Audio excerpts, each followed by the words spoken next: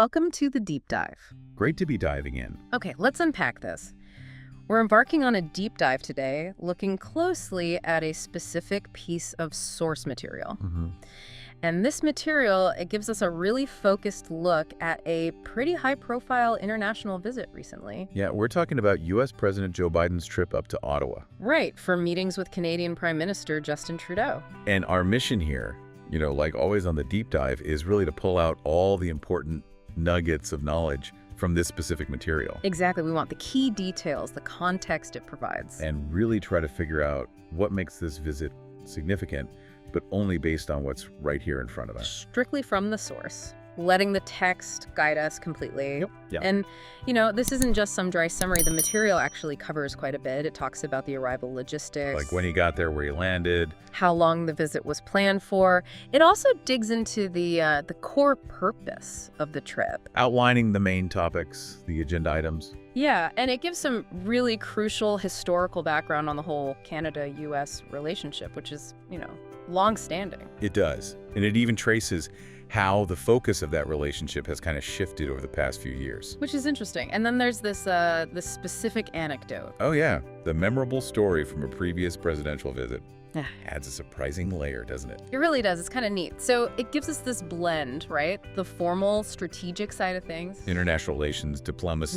But also the potential for these unexpected sort of human moments. Exactly. We get to explore the nuances of high-level diplomacy, the pressures of a really tight schedule, and how certain moments, whether they're planned or totally spontaneous, can just grab everyone's attention. So settle in with us. Get ready to dive deep into all the layers of information presented right here about this important exchange between two very close allies. Let's kick things off right where the material does. Okay, the arrival. Right at the start. The source tells us U.S. President Joe Biden arrived in Ottawa. On a Thursday evening. Yeah, sets the scene immediately. Specific place, specific time. And it doesn't just say he arrived, it immediately gives us a sense of the visit's nature, based on how long it was planned for. Right. The material calls it a whirlwind 27-hour visit. Whirlwind. That's a pretty strong word. It is. And when you use it for something like a visit, it's not just casual. The material explains it suggests that many things happen in a short period of time. So right away, just that one word, whirlwind, tells you this trip was meant to be intense. Super active. Yeah, for President Biden, it meant a schedule just packed solid. Lots of different activities crammed into, just over a day? Not much downtime expected there. It implies visiting lots of places, lots of meetings. Engaging with different groups, all in that really tight window. The source even offers that example, like having a whirlwind summer. Right, where you did tons of stuff, saw loads of people, busy, eventful. So applying that to a presidential visit instantly signals just how high intensity the plan was. The material also makes a point right up front about the geography. It highlights Ottawa specifically. Yes, that it's the capital city of Canada. And it seems like they include that to maybe clear up a common confusion. Could be. Noting that maybe some people think Toronto, the biggest city, is the capital. But the source is clear. Ottawa is the capital because that's where, quote, all the official government business takes place. Which is why the visit was there. It grounds the trip in its political, governmental purpose. It differentiates it from just visiting the largest city. It nails down the why of the location, official state business. Removes any ambiguity about the setting. And speaking of setting the scene, there's that little detail about the landing itself. The plane... touches down. Yeah, touches down. It's a specific way to say a plane landed, isn't it? Landed is common, sure, but touches down feels a bit more descriptive. Captures the exact moment, maybe. Wheels hitting the runway. Adds a bit of vividness. A nice touch. So, right from the get-go, the material lays out the essentials who arrived. We're the capital city, crucially the timing, Thursday evening, the intense pace, that whirlwind 27 hours. And even that specific phrase for the landing. It sets the stage perfectly for a short but obviously very busy period of high-level diplomacy. Okay, so arrival established, intensity noted. The material then pivots pretty quickly to the core question. What was this visit actually supposed to be about? And this is where it gets, I think, really interesting. The material says the visit was expected to focus on both the friendly and thorny aspects of the Canada-U.S. relationship. Thorny aspects. That phrase just jumps out, doesn't it? It does, and the source helps us understand it. It uses the image of a thorn. Right. Sharp can hurt you. So applying that metaphor to the relationship, the thorny aspects are those parts that could, well, hurt you. The material sums it up as the negative aspects. It immediately tells you, okay, even though they're close allies, this relationship isn't all smooth sailing. There are challenges. Yeah, it strongly implies these are areas where the two countries, quote, probably don't share the same opinion on every single topic. And where there's likely going to be some debate. Calling them thorny really underlines the difficulty, the sensitivity. It's not just disagreement, it's the kind that could cause friction, maybe even harm the relationship if they're not careful. And the source doesn't just leave thorny hanging there as an idea, it gives actual examples. Right, specific issues mentioned in connection with these potentially tricky areas, protectionism and migration on both sides of the border. And listing those gives you a sense of where some of the tension points might lie, at least according to this source. Yeah. Protectionism, trade barriers favoring your own industries. That can definitely cause friction between close economies like Canada and the U.S. Sure can. And migration across that huge shared border, always complex. Security, humanitarian issues, policy differences. So the material just presents these as examples of the complexities, right? Not taking a side, just identifying areas where debate probably exists. Exactly. So the agenda, as laid out here, was about balance. You reinforce the good stuff, the friendly aspects. But you also directly tackle the difficult, thorny ones. It suggests it wasn't just a ceremonial photo op kind of visit. It was designed to get into substantive issues, including the ones where they might butt heads a bit. Okay, so to really get why discussing both friendly and thorny matters, we need that wider context of the relationship itself. Which the material provides. And it frames it with real strength from the start. Yeah, Canada is described as one of the United States' closest allies and friends. That's a powerful statement. Yeah. And the source underlines the depth here, saying this relationship has been now for more than 150 years. More than 150 years. It links that duration to Canada becoming a country. Right, noting it's actually a bit over that, maybe 152, 153 years, but more than 150 captures that huge historical span. So this isn't some new partnership. It's got incredibly deep roots built over a century and a half. That foundation of being closest allies and friends is key. And within that long history, the material zooms in on why this specific meeting was significant. It says it was the first true in-person bilateral meeting between the two leaders in Canada since 2009. Okay, bilateral meeting. That's a term you hear a lot in diplomacy. Yeah, and the source clarifies it just means a meeting between two people, or, in this context, between the leaders representing the two countries. Seems obvious for Biden and Trudeau, but I guess the term specifies it's just those two sides involved. And the source also points out that in-person is crucial here. Right. Why is that emphasized? Well, it suggests that recently, maybe because of the pandemic and technology, the leaders might have had online meetings, virtual bilateral talks. Ah. So specifying in person marks this visit as the first time since way back in 2009 that they actually met face-to-face on Canadian soil. That since 2009 date is a really significant piece of info from the source. It is. It tells you there was a big gap, more than a decade. Since the last time a U.S. president had this kind of dedicated face-to-face bilateral meeting with the Canadian PM in Canada, the source even notes how since works here with that specific point in time. So yeah, this visit wasn't just another routine meeting.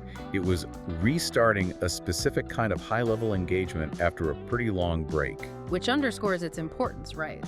A moment for direct in-person talks between the leaders, grounded in that long alliance. Definitely. Okay, so building on that history, the material then gives us this really fascinating perspective on how the relationship's focus has kind of evolved just during the current presidency. It frames it like a story arc.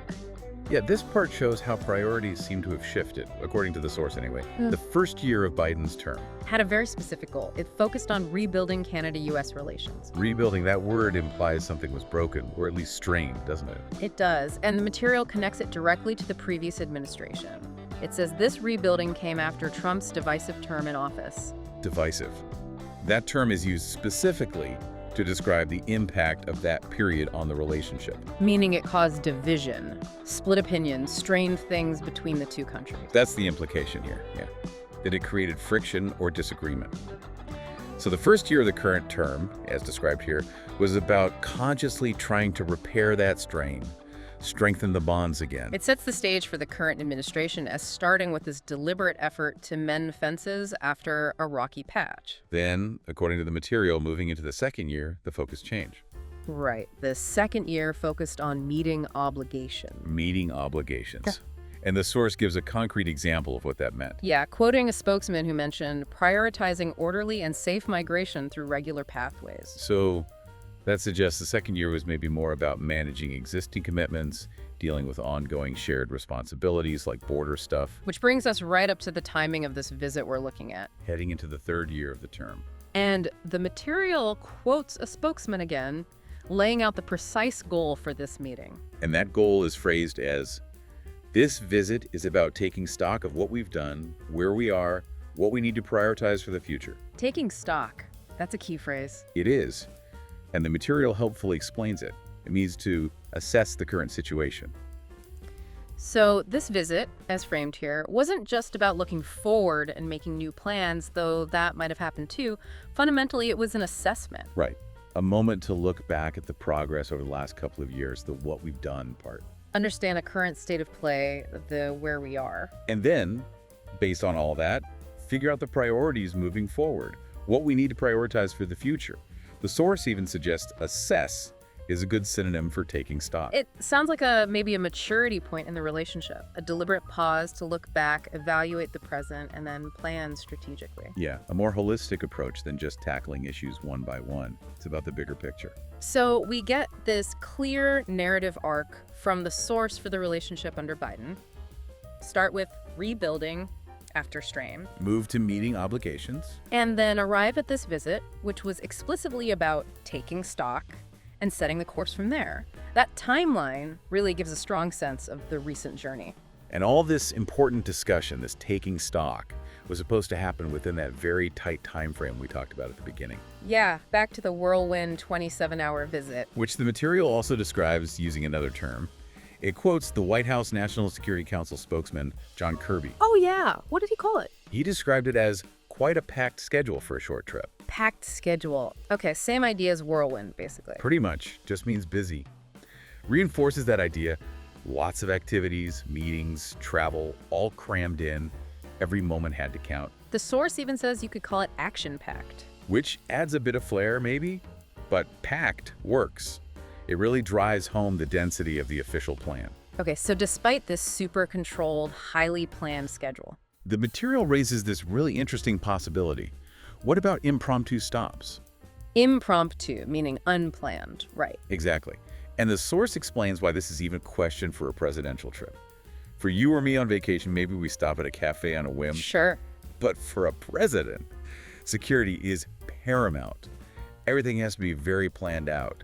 So unplanned stops are just generally unlikely. Makes sense. Did the source say if any were expected? No, it quotes a spokesman confirming that neither the White House nor the Prime Minister's office have confirmed any such stops. So officially no plans for spontaneity. Right, so the expectation set is security, packed schedule, probably no unplanned detours. But, and this is where the material delivers that great anecdote. The memorable story. Yeah, because it turns out an impromptu stop did happen on a previous U.S. presidential visit to Ottawa. This is the famous Obama cookie moment. That's the one. The material recounts that when former President Barack Obama visited Ottawa back in 2009, which incidentally was the year of that last in-person bilateral meeting in Canada we mentioned. Good point. Anyway, during that 2009 visit, Obama made an unplanned stop. At a bakery, right, in the Byward Market. Yep. The material identifies the Byward Market as a, popular tourist spot in Ottawa's historic downtown. And the way Obama visited is described with a specific phrase. He popped into the bakery. Popped into? What does that imply? The source explains it means to just enter quickly, like a brief visit, maybe to grab something specific, not planning to hang around. Like you might pop into a store for milk or pop into a friend's place for just a minute. Exactly. So Obama went in briefly, bought a cookie, left. Seems minor, right? But the impact, the material emphasizes how huge and lasting that small, unplanned moment became. It really does. It says years later, if you go to that bakery. There are pictures of Obama everywhere, and they play video footage of the visit. Continuously.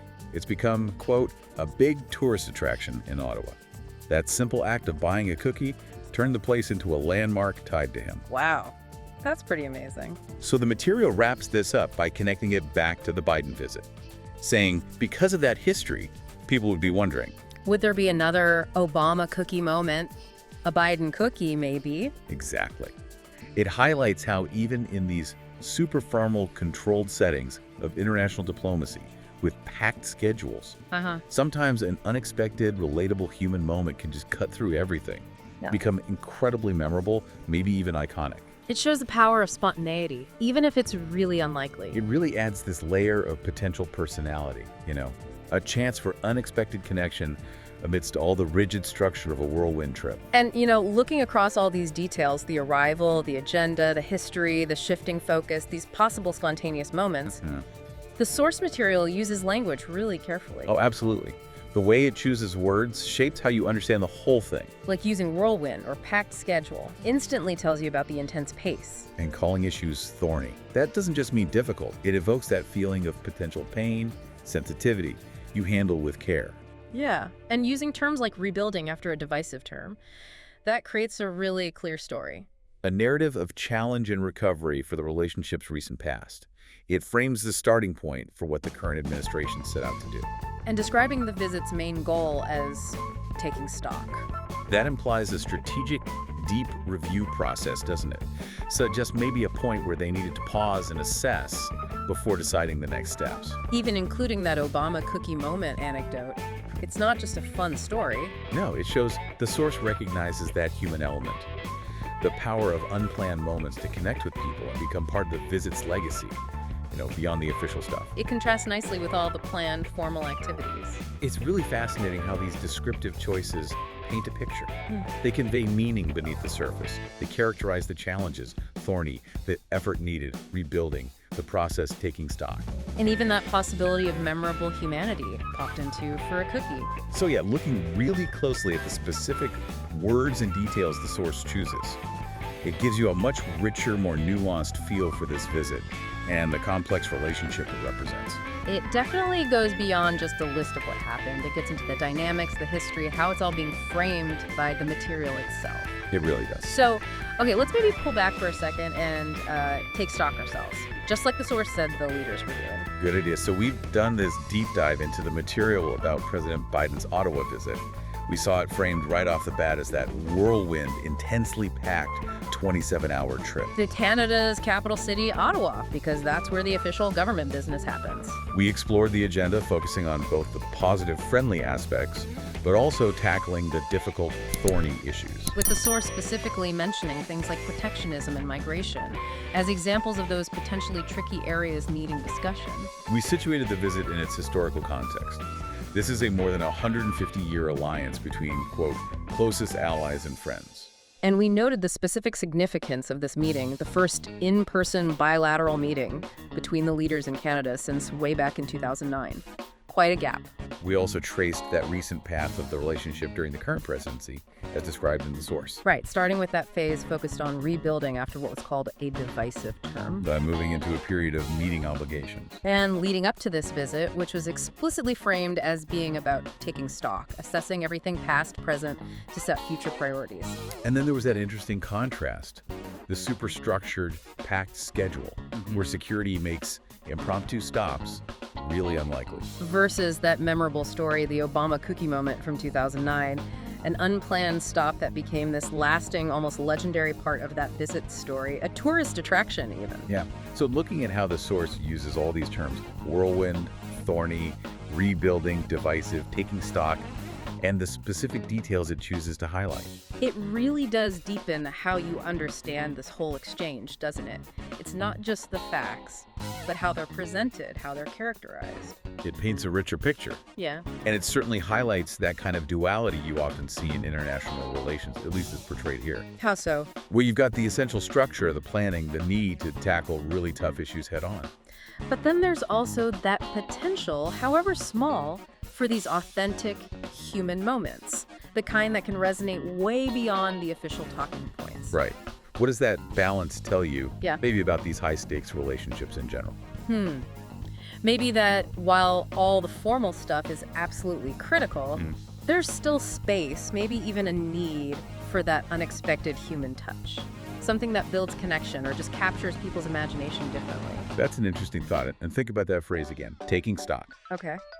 The source says this visit was about assessing where the relationship stood past, present, future. It makes you wonder, how often do we consciously do that? Apply that kind of structured assessment, looking back, looking at now, planning forward to our own important relationships. You mean with partners, family, work colleagues, or even our own big goals in life? Exactly.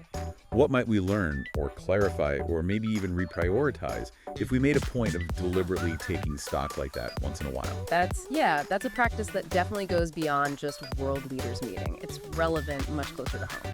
A powerful idea to consider, maybe. It is. And that feels like a good place to wrap up our deep dive into this particular piece of material. Yeah, it's been fascinating to unpack it all. Thanks for joining us on this exploration. We really appreciate you diving in with us.